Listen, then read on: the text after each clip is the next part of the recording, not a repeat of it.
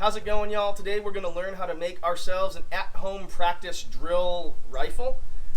This is a PVC pipe with 2 end caps and some electrical tape.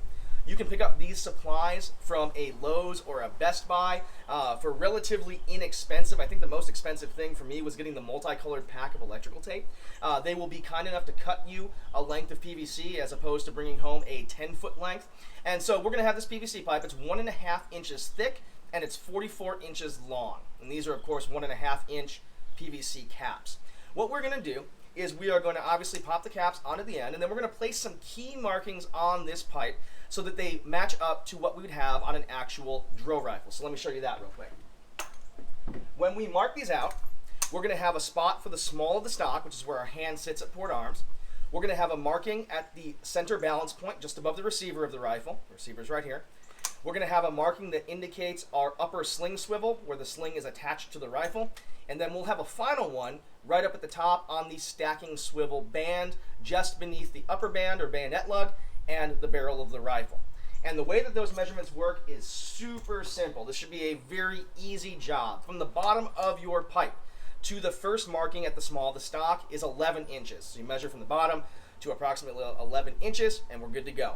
From there, we're going to go up in increments of 9 inches apiece. So we go from the small to the center receiver, that's 9 inches. From here to the upper sling swivel is also 9 inches. And then from the upper sling swivel to the stacking swivel marking is the last 9 inches. And what we are left with is a pipe that we can use to conduct all of our rifle manual so that we can learn the proper hand placements and body positionings. And when we go back to a real rifle, we can have the ability to know and have the muscle memory of where everything should be at. So if you are super motivated and you want this to weigh the same 8.5 or so pounds, what we can do is we can fill this thing with sand. So we want to get some super glue and super glue the first cap down. We want to fill the entire pipe with playground sand. You can pick up a bag, again, at a big box kind of hardware store. Make sure that as we do that, we kind of tap the sand down to fill all the gaps as we come up. And then we'll super glue and place the top cap on.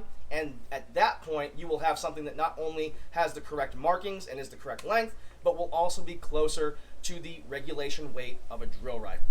If you don't have access to a PVC pipe, or you happen to have something that's about 40 inches laying around, that will work as well. We just need to make sure that we can mark it at the 11, 9, 9, and 9. That'll be the same thing in terms of our hand placements and that sort of thing. So hopefully this is helpful. Again, very inexpensive and a great way to practice at home if you don't have access to your own drill rifle.